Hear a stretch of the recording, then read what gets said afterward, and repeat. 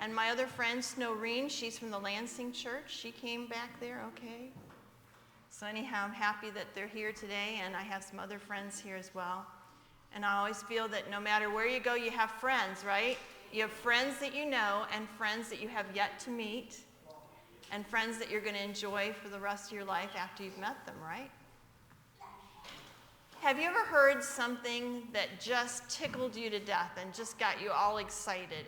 Or maybe you've heard a word and you're like, I never heard that word before. And then when you find out what it means, you hear it again and then you go, why didn't I hear it all the time? Because it's like being talked about all the time. And I went to Albuquerque for a conference, an Adventist conference, and there was somebody there speaking on emotional intelligence. Well, I don't know. I just kind of stumbled into it. And when I learned about it, I just couldn't, I was just so sorry that I didn't know about it, that I didn't teach my child about it, that I didn't learn about it in high school, that I hadn't been teaching. I'm a counselor as well as working at the office, the conference office. And I just felt like I wish that I had been teaching people this for years because I think it would really be helpful to us. And I just thought, why is it that God had this information and I hadn't heard about it before? And then when I started to study the Bible to look at it, everything came together. I'm having a problem with my microphone, aren't I? Do you hear me going up and down? No? Okay. But anyhow, God has given us emotions, and with his help, we can control them in a way that our lives will be much more stable. So next slide. I wish I could tell you that I have 100% success with obeying what I know to be right. I have a struggle, and I wish that I could always do it right. But with God's help, we can do everything, because what? With God, if God be for us, who can be against us? Oh, good. Hillsdale answers back, right? That's wonderful. Researchers say that when we improve our emotional intelligence, we will decrease. Now, listen to this. I've been a counselor for over 30 years. We will decrease phobias, obsessive thinking, the depression, anxiety attacks, and anxiety disorders. Isn't that amazing?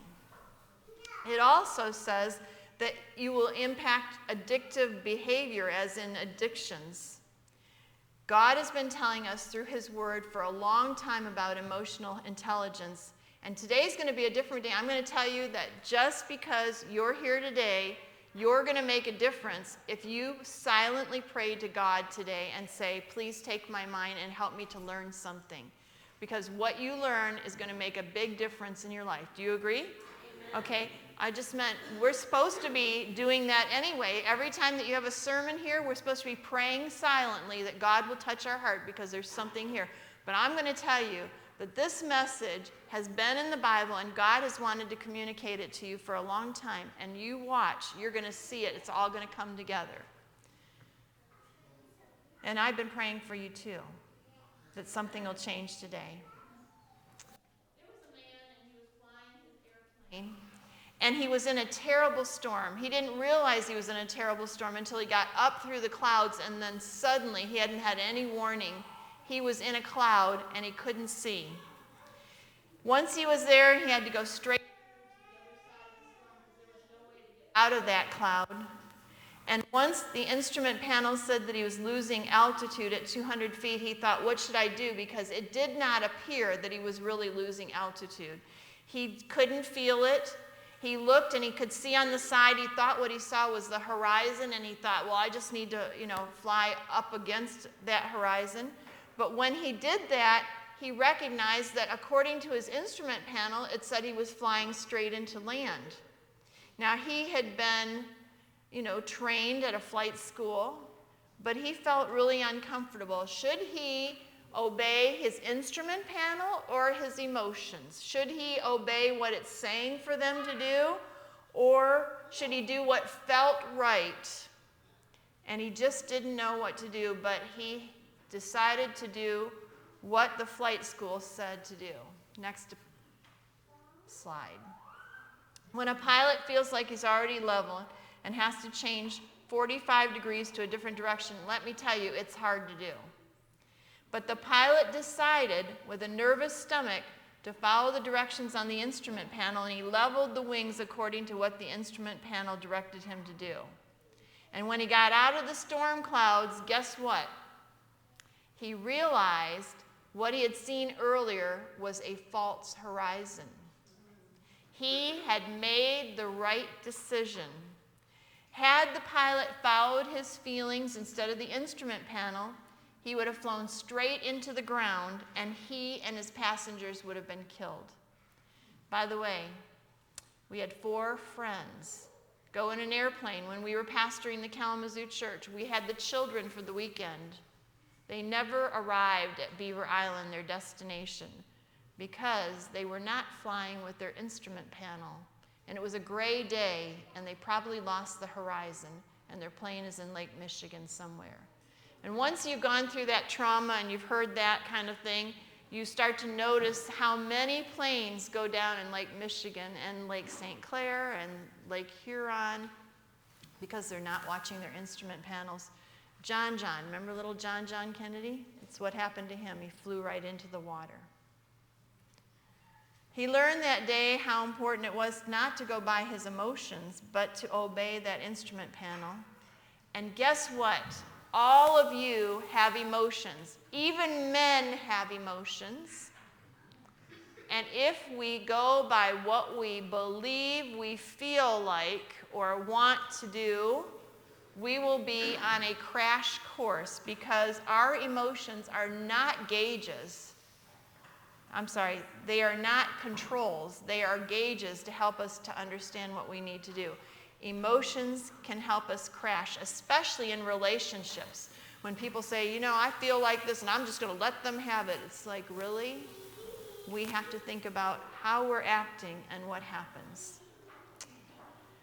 Emotional intelligence. Next slide. I can't control it from up here. All right. Emotional intelligence was first written about in 1985 by Daniel Goleman, and they think he was such an amazing person. His book was on the New York Times bestseller list for a couple years, and because of his research, companies started to pay for their employees to be trained on it because they found out that if people act in an emotionally intelligent way, that they can sell more and manipulate people to buy, and also it improves their companies. But when you look at the information, you realize that this is all biblical. This was not Daniel Goleman. He was just looking at what it says about wise people and fools and all of that. What they found out is if you act, are you ready? Emotionally intelligent, you have an 80% chance that you're going to live a stable life. That's pretty significant, isn't it?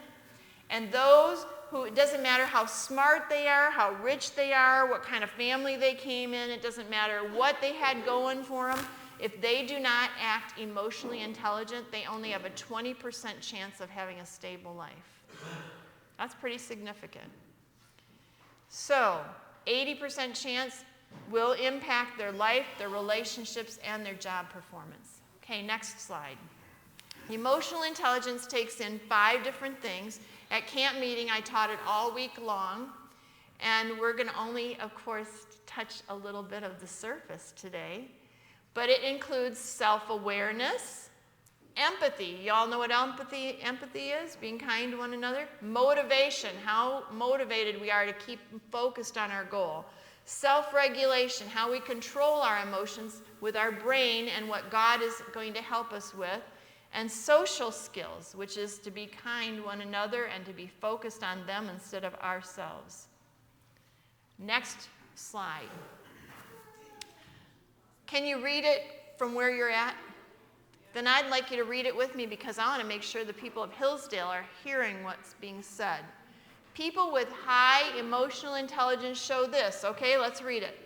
Feel more fulfilled with their life, have stronger, healthier relationships, maintain friendships better, show more confidence, are better communicators, use more integrity in situations, are less likely to lie, cheat, or steal, perform better at work, get along with their fellow employees, are rated more effective leaders. Now, does that sound like a Christian?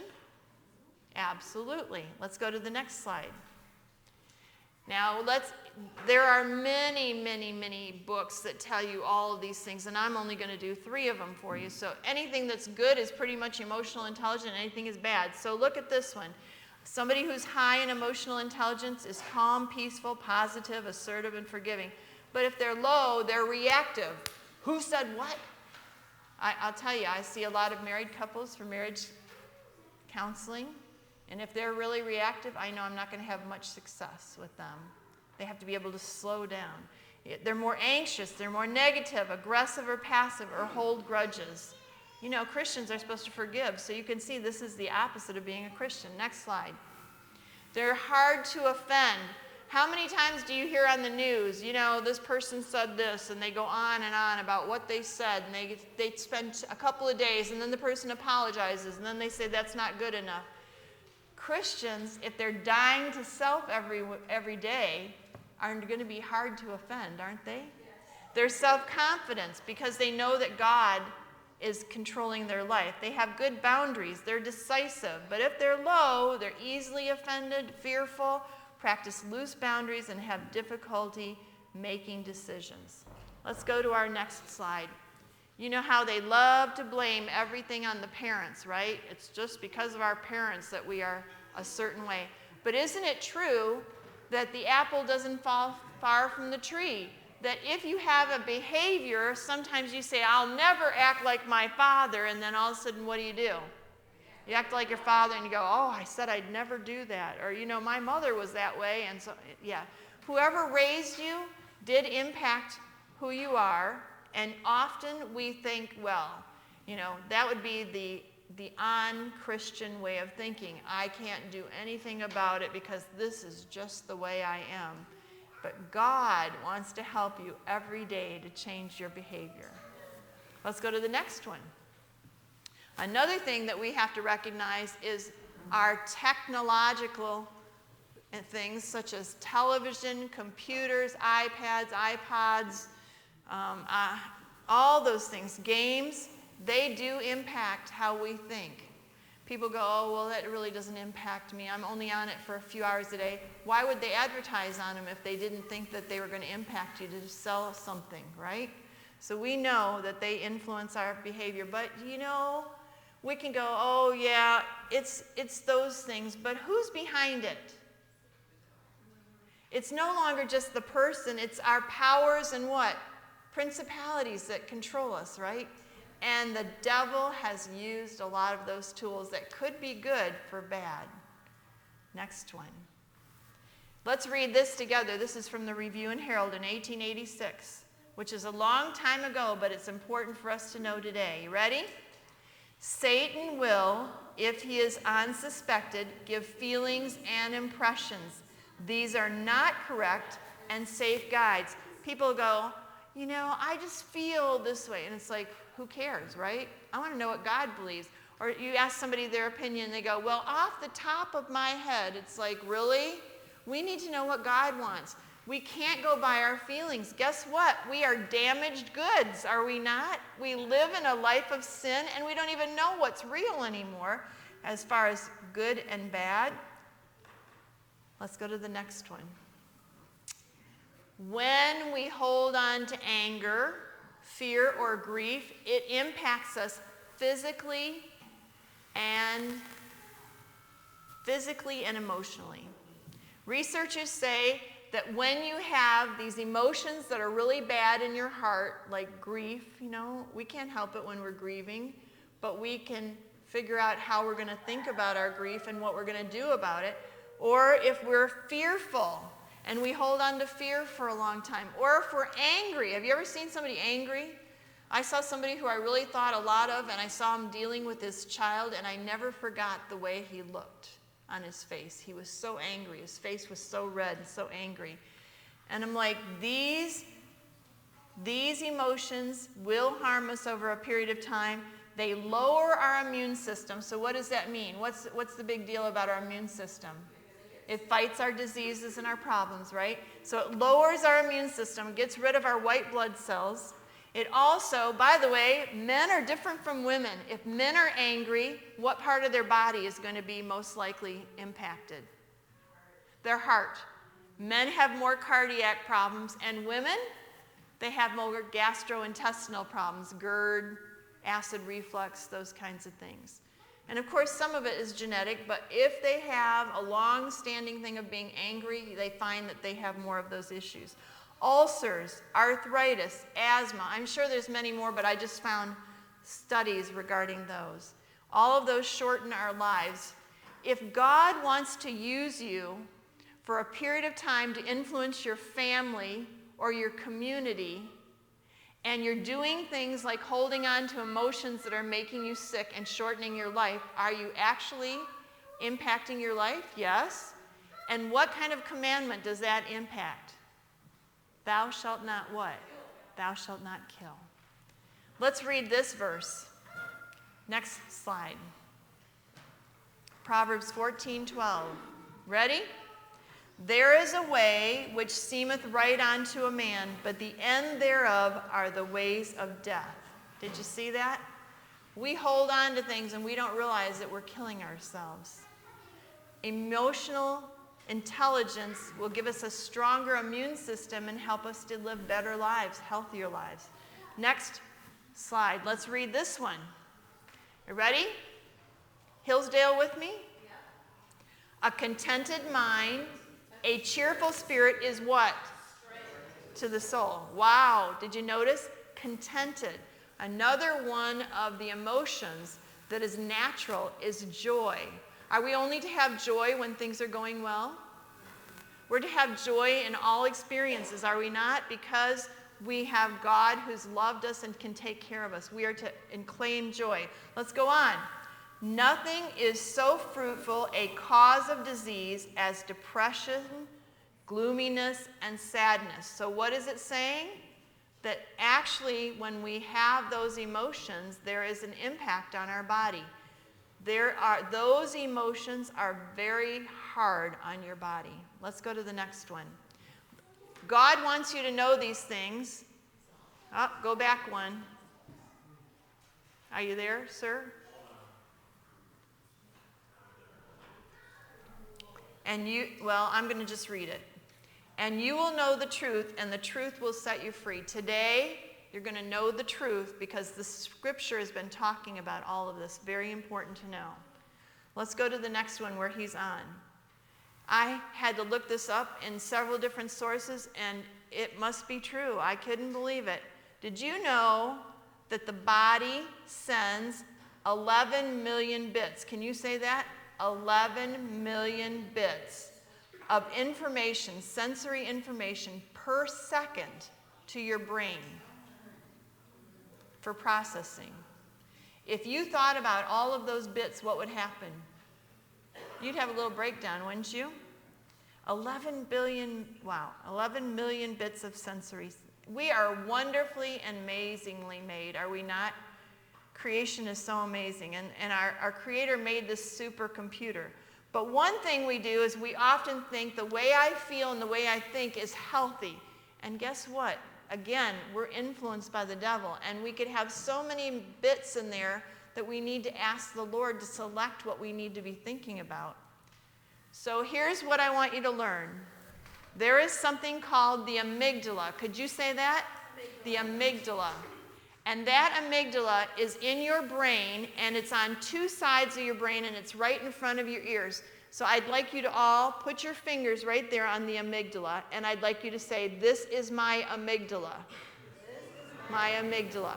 We're going to be talking about the amygdala. This is an amazing piece of science that goes along with what the Bible's been trying to tell us. And when I do this, you're going to tell me what? This is amygdala. All right. In the amygdala is where our memory is and where our emotions are. So let's say that somebody says something that's irritating. Oxygen and blood move that thought to your amygdala. All right, you remembered it, right? To the amygdala. And now pay attention. Let's go to the next slide. It goes to our head and our brain, and it says something that causes an emotional response. Now, if you react at that moment, it will not be pretty. Do you understand? If you become irritated, angry, sad, and it goes to your amygdala, when you open your mouth, you say something that's harsh, unkind, unloving, disrespectful. And the Bible's been trying to tell us that it wants us to do the opposite. So let's go to the fruits of the Spirit on the next slide.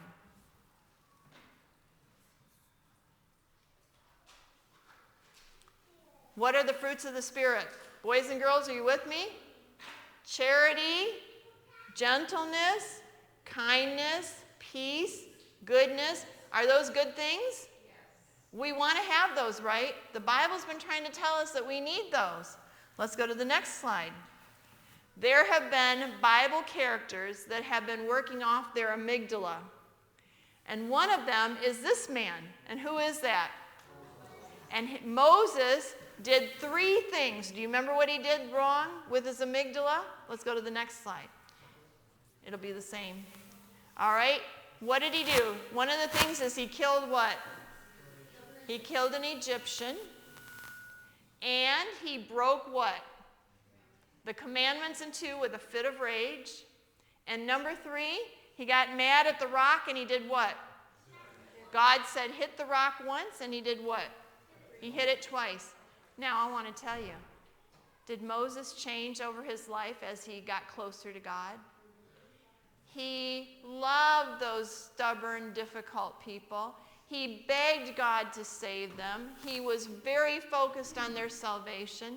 He wanted to help them. You think there's hope for all of us? Isn't that encouraging? Let's go to the next slide. Nope, go back one. Well, we can't go back one. Well, there. Who's that? Peter. What did he do? Cut off an ear. Did he do anything else with his amygdala? How about jumping out on the water? How about putting his foot in his mouth?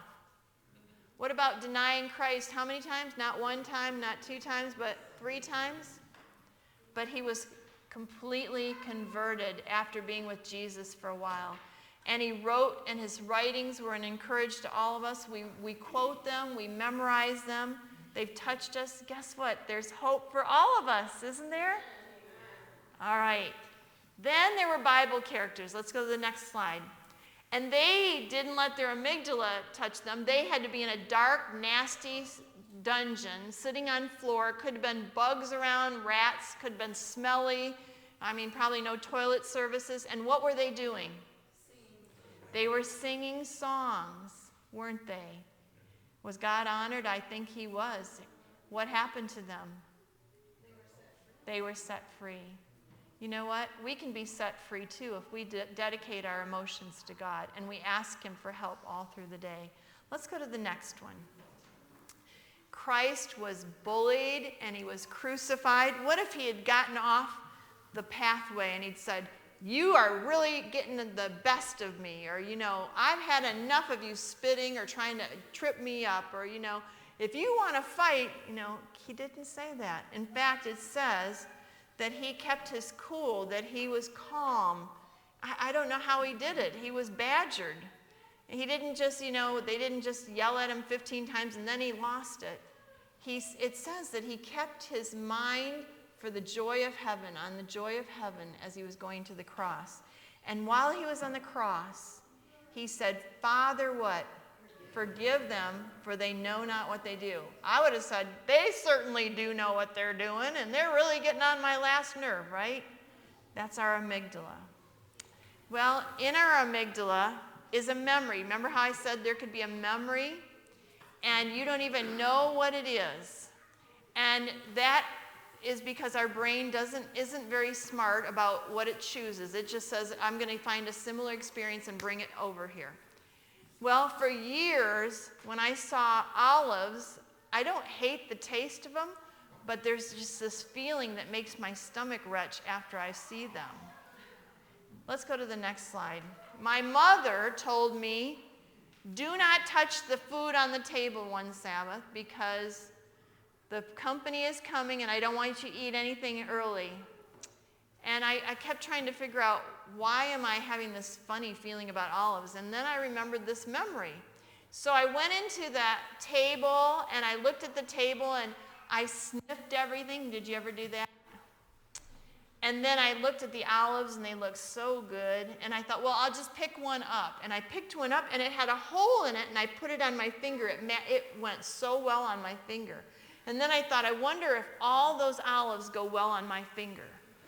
And then I thought it was so cool because I don't even wear nail polish. And I'm like, wow, I got black fingers. I felt really important. And then my mother came in and she said, I thought I told you not to eat anything. I'm like, I didn't eat anything. She said, well, you shouldn't have touched it either. And I'm like, I can take them off and put them back in the bowl. No. Now they're dirty. I'm like, what? My fingers aren't dirty. She said, you had them on your fingers. Now you need to eat those olives. Well, I was just thrilled to eat those olives. So the first 2 or 3 tasted really good. She told me, keep eating them. You know what? The 3rd, 4th, and the 5th didn't taste as good.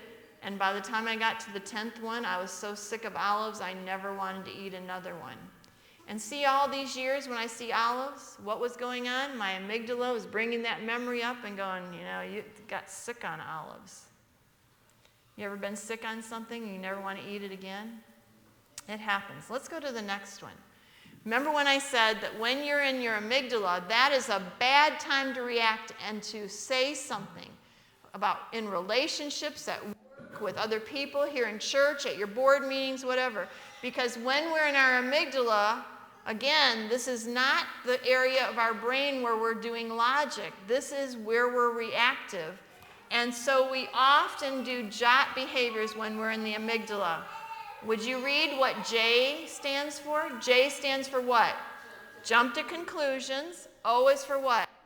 Overreact. And T is for take it personally. Does that sound like a good time to make a relationship decision? Does that sound like a good time to be friendly to somebody or to talk to them when you're upset? No. Let's say that I see somebody coming with a bat and a ball. How many of you would be terrified of a bat and a ball just because they're walking by you? No big deal, right? But what if, when I was young, somebody was batting and they threw the bat and the bat whizzed really close to your hair and you could feel it hit your hair, and somebody said you could have been killed if that had hit you in the head. So now all of a sudden, every time you see a bat and a ball, maybe you get shaky and scared and you think, what should I do? You see, it's never about what's going on at that moment. It's about what else is going on in your head. So let's say that you run somebody off the road. Let's go to the next one.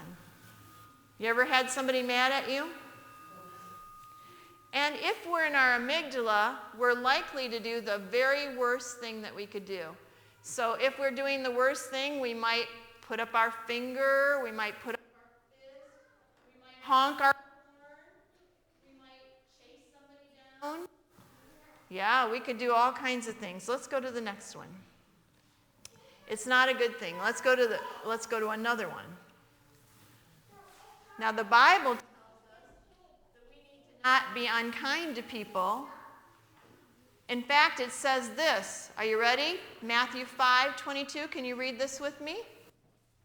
Anyone who hates his own brother is subject to judgment, and anyone who says, you fool, will be in danger of hell. Do you think that God takes it really seriously when we yell, get angry at people?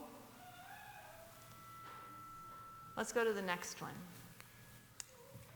When I was just married, I had been, on my honeymoon, and my husband and I, we were still calling each other sweetie and honey and lovey and all the rest. And it was the first day of going to his church, which was Pontiac at that point. It's Waterford now. And I was getting a potluck dish ready. Don't you think that heaven is going to be made of potluck dishes? I don't know. And I was getting a potluck dish ready, and I was getting ready, and my husband decided to go and get in the car, and what do you think he did? Beep, beep, beep. my amygdala fired up. You can't believe how big it fired up. I put that potluck dish down on the counter, and I ran down 3 flights of stairs, and he rolled the window down, and he looked at me, and his eyes were as big as pancakes, and I said, "It may be your first Sabbath, but if you go without your bride, let's just see how your career as a minister goes." And he had that look, and then I ran back upstairs. It was really bad. What he doesn't know was when I was a little girl, my father loved to do that to my mother. I would be sitting in the car on Sabbath morning. I'd be sitting in the back seat. My dad would be with the rear view mirror, right? And he'd do beep, beep, beep. My mother would come out and say, "Henry, did you clean up the breakfast dishes?" "No, Shirley, I must have forgotten." "Well, that's why I'm late." She'd go back in. My dad would go, "Boy, that's pretty funny. Did you see how mad she was?" Beep, beep, beep. "Henry," she'd come out the screen door again. Did you turn the lights off and get the Bible and all that?" "Nope, I guess I didn't." "Well, that's why I'm in here, and that's why I'm late." And he'd look at me and my brother and he'd say, "She sure is mad." Beep, beep, beep. She'd come out, "Henry, did you clean your glasses?" He'd say, "Oh, no, they're really dirty." And she'd say, "Hand them to me out the window. I'm going to have to go back and clean, and now we're going to be even later because you didn't take care of that." And what do you think? When my husband beeped, it shouldn't have been so upsetting, but my amygdala probably smacked that memory together with my mother, and I probably, as a little girl, said, "My husband will never treat me that way." And so he got it. My husband said all these years later, "And I never, ever honk the horn at you ever again." That's a good thing. Let's go to the next one. Yesterday, I was at Kroger's. I heard somebody, and they were having a discussion that was loud, and I went over there and I intervened. It was an older man, and he was in his electric wheelchair, and he was with this young couple, and there was some argument going on, and I said, "Can I be of help here?" And they looked at me like, "What do you do?" And I said, "What's going on?" And he said, "Well, this man," he said, "wants to get into his car, and I'm not letting him into his car because I'm not going to have him get in when he's hurt my vehicle. He drove his car up into my parking spot. He went over the line, and he's on my bumper, and I want him to pay for the damage." And I said, "Well, do you know that you have damage?" He said, "I don't know." I said, "Well, I'm a neutral person. I'm going to go over there and look." So I broke through them over there, and sure enough, the man was on his bumper, and so I came back and I said, "Yeah, you are on his bumper." And the man had a trach, and he is madder than a hatter. His face was red, and he kept saying, "I didn't do anything. I didn't do anything. I didn't hit his car." And I said, "It appears that you did drive into his parking space, and you are parked almost a halfway over on. And I'm going to be your witness," I said to the other man, and I said, "I'd like you to drive your car backwards, and I'd like to see if there's any damage." And he said, he looked at me like, and I said, "Yeah." And then the man said, "I didn't do anything." And so then the other one, the young one, let a whole bunch of profanity go. And I said, "We are not going to have that here. We do not need that. You need to just get in your car like I asked you." And so he got in. And it was looking pretty good. And he came over and looked at the bumper, and I said, "You know what? Thank God you didn't have any damage, and we don't have to do anything, and the police don't even have to be called. Isn't that wonderful?" And he said, "Yes." And he said, "Can I give you a hug?" And I said, "Okay." So he hugged me, and I went back to the man, the older man, and he was still mad. And he said, "I didn't do anything." And I said, "I understand that you don't think you did, but I'm going to tell you that you did do something. You drove into his parking spot." And I said, "And you've been careless the way you drove." And I said, "But you know what? There's no damage. The police were not called. You need to get yourself calmed down so you can drive out of here carefully and safely." And he looked at me, and he slammed the door. And then I went home and told my husband, and he said, "Don't you realize you could have been shot And I thought, I never even gave that an idea. And so I was working in my amygdala, and they were working in theirs, and I'm just glad that God brought it through, and I didn't get shot, and here I am today, right? Amen. But the Bible's been trying to tell us about this behavior. So let's go to the next slide, and let's read this. This is what the Bible's been telling us, but we haven't been reading it. You ready? Fools vent their anger, but the wise quietly hold it back. What do? They quietly hold it back. We are not to be reactive. Let's go to the next one. Fools show their annoyance at once, but the prudent what? Overlook the insult. We do not have to be right all the time. We do not have to have every point figured out. We need to let things go at times, do we not? Let's go to the next one. Are you with me? Let's go back. It starts with my dear brothers. Let's read this one together, okay? And when it's highlighted, I want you to say it loudly. My dear brothers and sisters, take note of this. Everyone should be quick to listen, slow to speak, and slow to become angry. Did you get that? Is that about emotional intelligence? Slow. Quick to listen, slow to speak, slow to be angry. Let's go to the next one. Let's read this one.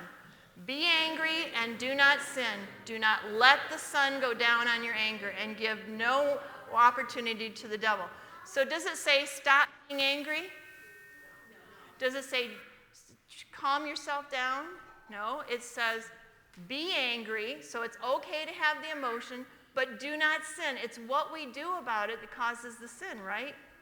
Do not let the sun go down on your anger. Get it done, figured out, and give no opportunity to the devil, because when we act on it is when we're sinning. Would that be agreed on? Okay, next one. For God, let's read it. For God didn't give us a spirit of fear, but of power, love, and self-control. We already have self-control. We're not using it. Let's go to the next one. Here's the significant meat that you need to hear before you go. This is your frontal lobe. This is your what? Amygdala. This is your frontal lobe. Can you say that? This is my frontal lobe. In your frontal lobe is your what? Reasoning, problem solving, conscience, impulse control, and behavior, social behavior. When you are thinking about how you're going to act, have you ever had somebody say, if you just wait 10 seconds, you could get yourself calmed down? Well, guess what? That's because it goes from your amygdala to your frontal lobe, and when you're in your frontal lobe, chances are you're going to behave yourself and say something that God would be honored by. This is a good time when you can pray for help or safety or whatever. You just need to say, God, help me with how I'm going to respond. Let's go to the next one. If we don't choose to delay our reaction, we're going to say something that is bad. So let's go back to the illustration of the man and the traffic. If I react in my amygdala, I'm going to do all those bad things. But if I wait for it to go here, I'm going to say, you know what, maybe he's had a bad day.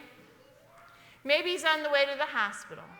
Maybe he's socially and emotionally poorly intelligent, right? Low intelligent. Maybe I need to forgive him because hurt people, right? Why would I want to put more hurt? Or maybe, you know, I've cut people off before too, right? We have more nurture for them. The next point.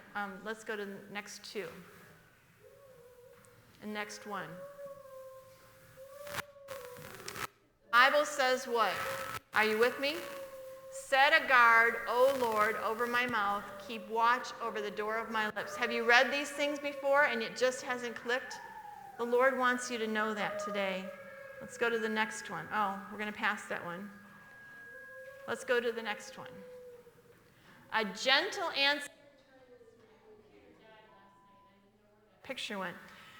Let's read this one. A gentle answer turns away wrath. By the way, what is wrath? A harsh word stirs up anger. Do you recognize that when we are talking calmly, people get the words? Office, and the wife is yelling at the husband, I'll say to the husband, just a minute, we'll just do a little test here, and I'll say to the husband, what did she say? And he'll say, I don't know, but she sure was mad. I'm like, and she's like, well, I've told him this before. And I'm like, and he didn't get it because you were showing all that emotion. Doctors are the same way. Men with emotional issues, research shows, and they give women medication. But when men come in and they're really calm and they tell them the same problems, they give them tests. So we are conditioned that when people are emotional, we don't listen as well. Let's go to the next one. Avoiding a fight brings honor to a man, but every foolish person is what? Did you get that? You're a what? You're a fool if you're quick to argue. Let's go to the next one.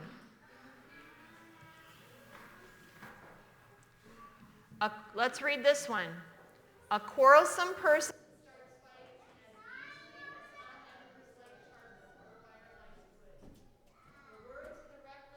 like swords, but the tongue of the wise brings healing. Let's go to the next one. A hot-tempered man stirs up strife, but he who is slow to anger calms a dispute.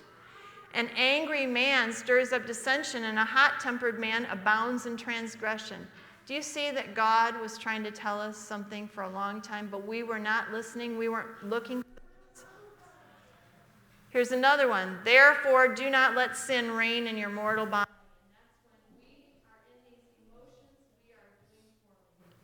There are good things. Let's go to the next one. Sadness, fear, and anger. Let's go to the next one. Sadness, fear, and anger. Those are the things that are, there's a consequence to your health when you are in them. And go to the next one. But we can claim joy all the time when we choose. We can be grateful. We can thank God. Rejoice in the Lord always. And again, I say what?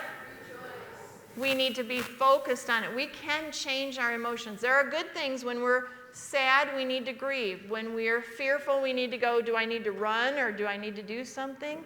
Or when we're mad, we need to say, is somebody upsetting our boundaries? Do I need to do a change? But I need to choose joy. Okay, the next two. Let's go to that. Isaiah 40:31. Let's read this one. But they that wait upon the Lord shall renew their strength. Have you ever been angry at someone and you were exhausted? Takes a lot out of you, doesn't it? Here's what we need to do. The next slide. Think. Think before you speak. Is it true? Is it helpful? Is it inspiring? Is it necessary? Is it kind? I was talking to someone once and I was giving them directions and I felt so annoyed. Let's go to the next one. Because while I was talking to them and I looked over at them, guess what happened? They were looking at their phone. Have you ever been irritated with somebody who's looking at their phone? Yes. Well, this day it was my husband, Royce. And I was mad. And I have to tell you, my amygdala erupted. And I was thinking, you know what? I could get really angry.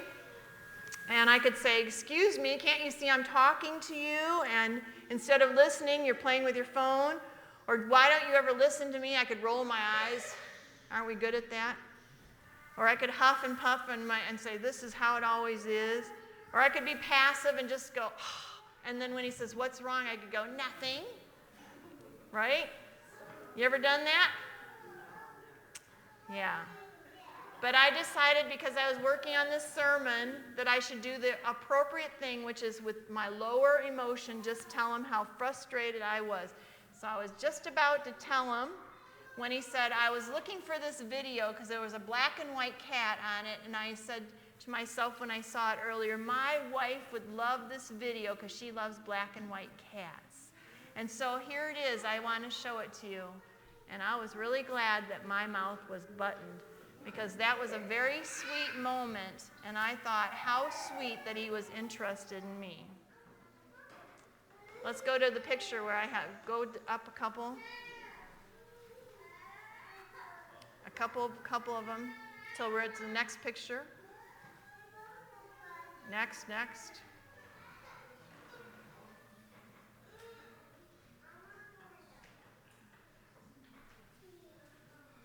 Next one. Okay, well, I'll just tell you that, marriages are really important. We've been married for 42 years as of this summer, and it's because we need to be really kind to one another. Can you advance it more? I want you to go to number 60.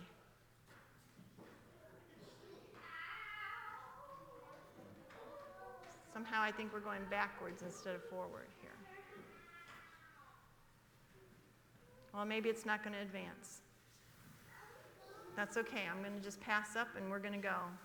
Every moment, people of Hillsdale and those who are visiting, you have a choice. Are you going to talk to God? Are you going to let Him decide how you're going to speak to one another? Are you going to hurt people? Are you going to spew your raw emotions? Are you going to make your lives unstable? Are you going to read your Bible and pray? Because when we read our Bible and pray, we get closer to God and we start to see these things. Because the truth is, I'm at the last slide, God has the power to change our behavior and to change our hearts. And we can depend on Him, and we can be very thankful for Him and what He does. I'm on the last slide.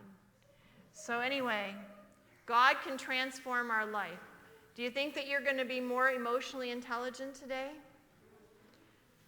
Dr. Nedley says just by studying this, changing your diet, doing exercise, we can be more emotionally intelligent than the majority of people in the United States. And so as we study, I hope that you're going to see these things. There are probably 150 verses because we can be thankful that God loves us and He wants the best for us. And that's why when we serve Him, we will be in a much better place than we are when we're not. Thank you.